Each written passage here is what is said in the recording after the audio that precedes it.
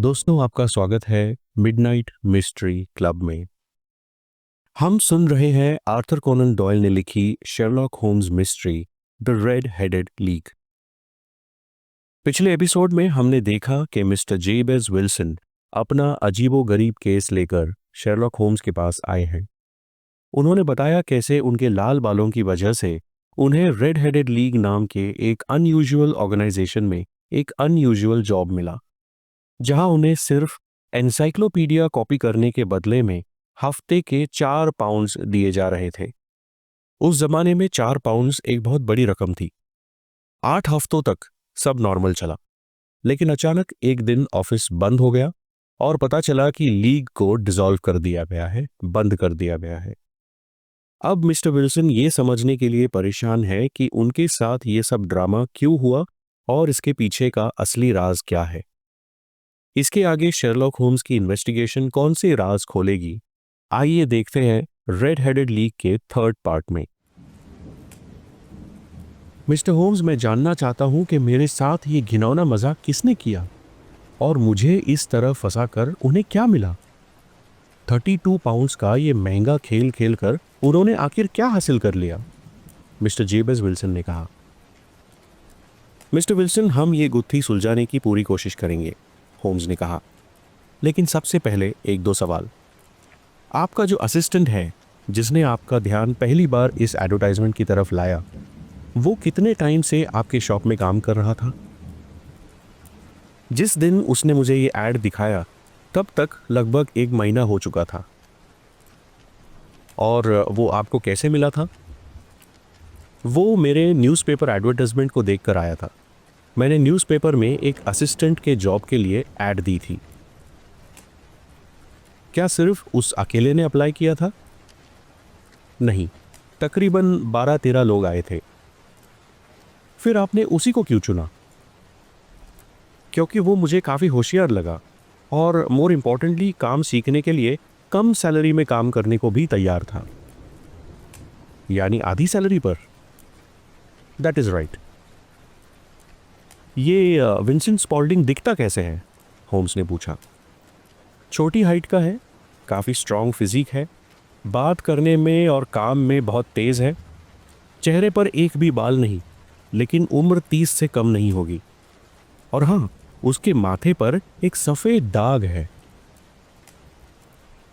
ये सुनकर होम्स के कान खड़े हो गए। वो अचानक अपनी कुर्सी में उठ बैठे और आगे की तरफ झुके। मुझे उनकी आंखों में एक एक्साइटमेंट दिखी, एक अजीब सी एक्साइटमेंट। माथे पर दाग, आई सी, दैट्स वेरी इंटरेस्टिंग, होम्स ने कहा। क्या उसके कानों में ईयरिंग्स के होल्स हैं, जैसे कि वो एक वक्त में बाली पहनता होगा? Yes, you are right, mister Wilson ने कहा। उसने मुझे बताया था कि बचपन में एक बंजारे से उसने अपने कान पियर्स करवाए थे। अपनी कुर्सी में फिर से सेटल होते हुए होम्स ने कहा, क्या वो अभी भी आपके साथ काम कर रहा है? हाँ सर, मैं अभी उसी से मिलकर आया हूँ, मिस्टर विल्सन ने बताया। जब आप अपने शॉप में नहीं होते, क्या तब भी बिजनेस ठीक से चल जाता है? होम्स ने पूछा। हाँ, आज तक उसने कभी कोई शिकायत का मौका तो नहीं दिया। जैसे कि मैंने आपको बताया, सुबह में वैसे भी ज़्यादा काम नहीं होता, मिस्टर विल्सन ने बताया। ठीक है, फिलहाल के लिए इतना काफ़ी है मिस्टर विल्सन, होम्स ने कहा। मैं 1-2 दिन में आपको इस मामले में अपनी राय बता दूंगा। आज सैटरडे है और मुझे उम्मीद है कि मंडे तक हम किसी नतीजे पर पहुंच जाएंगे। What do you think my dear Watson? Mister Wilson के जाने के बाद होम्स ने मुझसे पूछा। ऑनेस्टली मुझे तो कुछ समझ में नहीं आ रहा, मैंने कहा। बड़ी अजीब सी पहेली है। मुस्कुराते हुए होम्स ने कहा, अक्सर ऐसा होता है कि कोई चीज़ जितनी अजीबोगरीब दिखती है उतनी मिस्टीरियस होती नहीं। सबसे मुश्किल क्राइम्स वो होते हैं जो अक्सर दिखने में बहुत सिंपल, साधारण और स्ट्रेट फॉरवर्ड होते हैं। बिल्कुल वैसे ही जैसे किसी साधारण चेहरे को पहचानना सबसे मुश्किल काम होता है। पर हमें इस मामले में देरी नहीं करनी चाहिए। तो क्या प्लान है? मैंने पूछा। फिलहाल तो मैं स्मोक करना चाहूँगा, अपनी पाइप में टोबैको भरते हुए होम्स ने कहा। काफ़ी पेचीदा मामला है और मुझे इसके बारे में ध्यान से सोचना है। प्लीज़ वॉटसन, अगले 50 मिनट तक मुझसे बिल्कुल बात मत करना। ये कहकर होम्स अपनी आर्म चेयर में बैठ गए। उन्होंने अपनी आंखें बंद कर ली और गहरी सोच में डूब गए। मुझे लगता है मैंने कुछ कह भी दिया होता तो भी मेरी आवाज़ शायद होम्स तक नहीं पहुंची होती। हम दोनों काफ़ी देर तक ऐसे ही बैठे रहे। मुझे लगा होम्स शायद सो गए हैं। मुझे भी बैठे बैठे नींद आने लगी थी। पर तभी होम्स अचानक से अपनी कुर्सी से उछल पड़े और अपनी पाइप शेल्फ पर रख दी। वॉटसन, आज दोपहर सेंट जेम्स हॉल में सारस्वते का वायलिन प्रोग्राम है, होम्स ने कहा। क्या तुम्हें तुम्हारे पेशेंट से कुछ घंटों की छुट्टी मिल सकती है? आज मुझे वैसे कुछ खास काम नहीं है, मैंने कहा। मेरी प्रैक्टिस वैसे भी ज़्यादा बिजी नहीं होती। एक्सेलेंट, तो फिर अपनी हैट पहनो और मेरे साथ चलो। पहले सिटी जाएंगे, रास्ते में कुछ लंच कर लेंगे। आज के वायलिन प्रोग्राम में ज़्यादातर जर्मन म्यूज़िक है, जो मुझे इटालियन या फ्रेंच म्यूज़िक से ज़्यादा पसंद है। जर्मन म्यूज़िक इंट्रोस्पेक्टिव होता है और आज मैं इंट्रोस्पेक्टिव मूड में हूँ। चलो। हम अंडरग्राउंड ट्रेन से ऑल्डर्स गेट तक पहुँचे और वहाँ से थोड़ी देर चल के सैक्स कोबर्ग स्क्वायर पहुँचे, वही जहाँ मिस्टर जेबेस विल्सन की पॉन ब्रोकिंग शॉप थी। वो एक पतली और पुरानी सी गली थी। रास्ते के दोनों तरफ पुरानी 2 मंजिला बिल्डिंग्स थी। कॉर्नर वाली एक बिल्डिंग में एक शॉप थी जिस पर गोल्डन कलर में लिखा गया था जे विल्सन पॉन ब्रोकर। होम्स उस शॉप के पास जाकर रुक गए। उन्होंने अपना सिर एक तरफ थोड़ा सा झुकाया और ध्यान से सारा नज़ारा देखा। धीरे धीरे चलते हुए उन्होंने ऊपर से नीचे पूरी गली देख ली, सारे घर, सारे शॉप्स, सब कुछ। आखिर में वो मिस्टर विल्सन की पॉन ब्रोकर शॉप के पास आए और अपनी वॉकिंग स्टिक से सड़क पर जोर से 2-3 बार टैप किया। ये करने के बाद होम्स ने शॉप के दरवाजे पर नॉक किया। नॉक करने के कुछ ही सेकंड्स के अंदर अंदर एक तेज जवान लड़का दरवाज़ा खोलकर सामने आया और कहा, hello, please come in. Thank you, Holmes ने कहा, लेकिन मुझे सिर्फ ये पूछना था कि यहाँ से स्ट्रैंड जाने का रास्ता कैसा है? तीसरा राइट, चौथा लेफ्ट। उस असिस्टेंट ने बिल्कुल पॉइंट टू पॉइंट जवाब दिया और अंदर जाकर दरवाज़ा बंद कर लिया। वेरी स्मार्ट बॉय, विंसेंट के बताए हुए डायरेक्शन में चलते हुए होम्स ने कहा। वॉटसन, मेरी बात नोट करना। मेरे हिसाब से लंदन में ये चौथा सबसे तेज़ आदमी है, और अगर डेयरिंग की बात करें तो शायद तीसरा भी हो सकता है। मैं इसे बहुत पहले से जानता हूँ। हाँ, मुझे लगा कि शायद तुम इसे पहले से जानते हो, मैंने कहा। लगता है मिस्टर विल्सन का ये असिस्टेंट इस पूरी रेड हेडेड लीग की पहेली का सबसे इंपॉर्टेंट कैरेक्टर है। रास्ता पूछना तो बस एक बहाना था। एक्चुअली तुम्हें उसको देखना था, राइट? नहीं, उसे नहीं। फिर किसे? मुझे उसके ट्राउजर्स के नीज को देखना था, घुटनों को। और क्या देखा तुमने? वही जो मुझे देखने की उम्मीद थी। और तुमने सड़क पर टैप क्यों किया? माय डियर वॉटसन, ये बात करने का नहीं, ऑब्जर्व करने का टाइम है। हम दुश्मन के इलाके में जासूसी कर रहे हैं।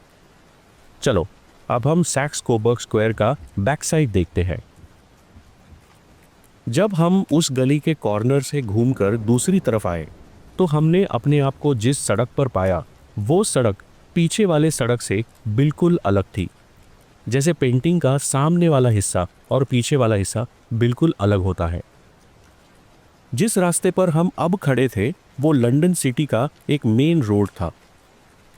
रोड पर बड़े बड़े बिजनेसेस के ऑफिसेस की लाइन लगी हुई थी और उनके सामने फुटपाथ पर लोगों का मेला लगा हुआ था।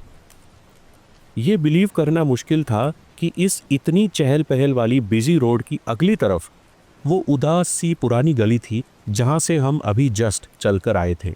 लेट मी सी, उस बिजी रोड के कॉर्नर पर खड़े होते हुए होम्स ने कहा, मुझे इन दुकानों की सीक्वेंस को याद करने दो। लंदन के रास्तों का एग्जैक्ट नॉलेज रखना मेरा एक शौक है।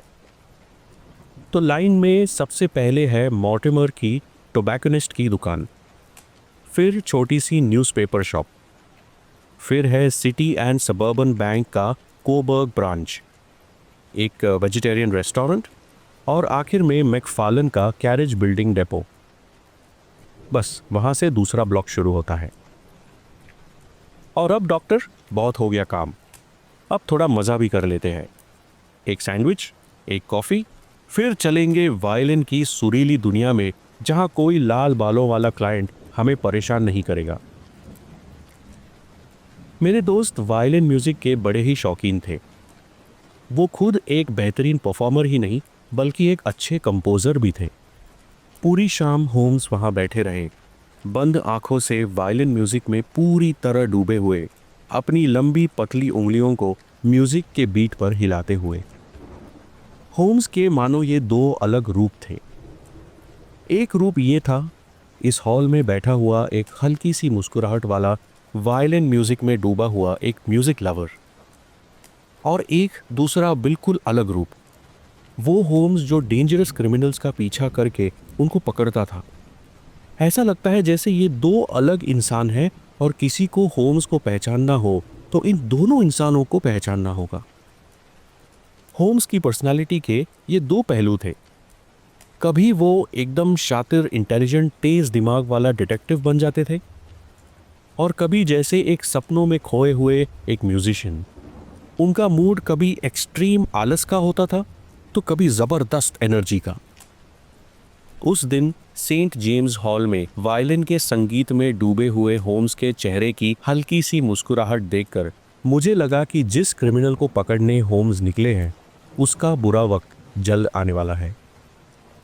वॉटसन, मुझे लगता है कि तुम घर जाना चाहते हो, होम्स ने हॉल से निकलते हुए मुझे कहा। हाँ, मुझे कुछ काम निपटाने हैं, मैंने कहा। ओके, मुझे भी कुछ काम करने हैं जिसमें काफ़ी घंटे लग जाएंगे। ये कोबर्ग स्क्वायर वाला मामला काफ़ी सीरियस है, होम्स ने कहा। सीरियस क्यों? मुझे लगता है कि कोई बड़ा क्राइम होने वाला है और मुझे पूरी उम्मीद है कि हम टाइम पर उसे रोक लेंगे। पर आज सैटरडे होने की वजह से मामला थोड़ा मुश्किल और अर्जेंट हो गया है। आज रात मुझे तुम्हारी मदद की ज़रूरत पड़ेगी, होम्स ने कहा। कितने बजे? मैंने पूछा।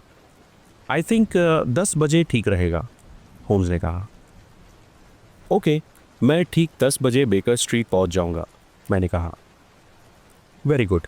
और हाँ डॉक्टर, आज रात का काम डेंजरस हो सकता है, तो अपना आर्मी रिवॉल्वर ज़रूर साथ लाना।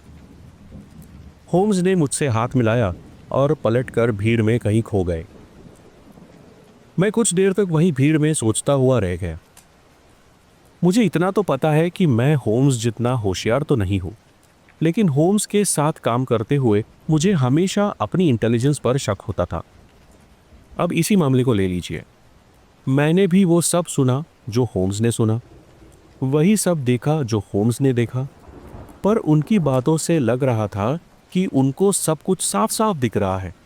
जो हो चुका है वो भी, और जो होने वाला है वो भी, और मुझे दिख रही थी सिर्फ उलझन। घर लौटते हुए मैंने पूरी कहानी फिर से अपने दिमाग में रिपीट की। लाल बालों वाले Mister Jabez Wilson, encyclopedia copy करने का अजीबोगरीब काम, the red headed League, Saxe Coburg Square की हमारी विजिट, और वो सारी बातें जो होम्स ने मुझे जाते वक्त कही थी।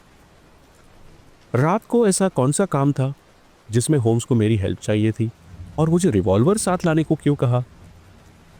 हम कहाँ जाने वाले थे और क्या करने वाले थे?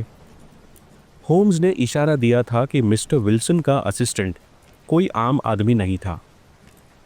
मैंने काफ़ी सोचने की कोशिश की, पर आखिर में गिव अप कर दिया और सोचा रात होने दो, तभी सब पता चल जाएगा।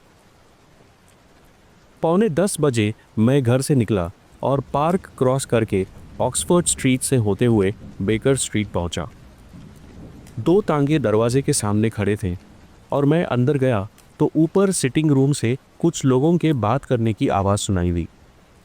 जब मैं सिटिंग रूम में गया तो देखा कि होम्स 2 आदमियों के साथ बातों में बिजी थे। उनमें से एक को तो मैंने पहचान लिया, पीटर जोन्स, स्कॉटलैंड यार्ड के पुलिस ऑफिसर, और एक दूसरा लंबा, पतला, उदास चेहरे वाला आदमी जिसने एक शाइनी हैट और ब्लैक कोट पहनी थी। वॉटसन, अंदर आ जाओ, you are right on time. अपने जैकेट का बटन लगाते हुए और अपनी वॉकिंग स्टिक उठाते हुए होम्स ने कहा। वॉटसन, मुझे लगता है तुम स्कॉटलैंड यार्ड के मिस्टर जोन्स को तो पहचानते हो, और ये है मिस्टर मेरीवेदर, जो आज रात के एडवेंचर में हमारे साथ ही रहेंगे। डॉक्टर वॉटसन, बड़े अरसे के बाद आज रात हम फिर से मिलकर शिकार करने जा रहे हैं, इंस्पेक्टर जोन्स ने कहा। मिस्टर होम्स के साथ शिकार करने का मज़ा ही कुछ और है, और मुझे लगता है कि ये सब फिजूल की मेहनत है, मिस्टर मेरीवेदर ने कहा। आप मिस्टर होम्स पे पूरा भरोसा कर सकते हैं सर, इंस्पेक्टर जोन्स ने कहा। इनके तरीके थोड़े थियोरेटिकल और अजीब लगते हैं, पर इनमें एक अच्छे डिटेक्टिव की सारी क्वालिटीज़ हैं। ये कहना गलत नहीं होगा कि एक दो बार अकेले मिस्टर होम्स पूरी पुलिस फोर्स से ज़्यादा इफ़ेक्टिव साबित हुए हैं। अगर आप कह रहे हैं मिस्टर जोन्स, तो ठीक ही होगा, मिस्टर मेरीवेदर ने कहा। पर 27 साल में पहली बार ऐसा हो रहा है कि मैं सैटरडे नाइट का अपने क्लब का ताश का खेल मिस कर दूंगा। मिस्टर मेरीवेदर, यकीन मानिए आज की रात किसी ताश के खेल से कहीं ज़्यादा एक्साइटिंग साबित होगी, होम्स ने कहा। करीब करीब 30,000 पाउंड्स का खेल आज रात खेला जाएगा, और इंस्पेक्टर जोन्स, तुम्हें मिलेगा मौका उस आदमी को पकड़ने का जिसकी तलाश तुम्हें कई सालों से है। यस, इंस्पेक्टर जोन्स ने कहा। जॉन क्ले, चोरी, मर्डर, नकली नोट छापना, शायद ही ऐसा क्राइम हो जो इसने नहीं किया हो। कम उम्र में ही सारे गलत काम कर चुका है। इसे हथकड़ी पहनाने में मुझे बड़ी खुशी होगी। बड़ा रिमार्केबल आदमी है ये जॉन क्ले। इसका दादा एक रॉयल ड्यूक था और ये खुद ईटन और ऑक्सफोर्ड में पढ़ाई कर चुका है। उसका दिमाग उसकी उंगलियों जितना ही तेज है। शहर के ज़्यादातर क्राइम्स में उसकी इन्वॉल्वमेंट के सुराग मिलते हैं, पर बंदा कभी पकड़ में नहीं आता। मैं सालों से इसका पीछा कर रहा हूँ, पर कभी आमने सामने नहीं मिला। मुझे उम्मीद है आज रात मैं आपको उससे मिलवाऊंगा, होम्स ने कहा। मेरी भी एक दो छोटी मुलाकातें हुई है उसके साथ। चलो, 10 बज चुके हैं और हमें निकलना चाहिए। मिस्टर मेरीवेदर और इंस्पेक्टर जोन्स, आप दोनों पहले तांगे में जाइए। वॉटसन और मैं दूसरे तांगे में आपको फॉलो करेंगे।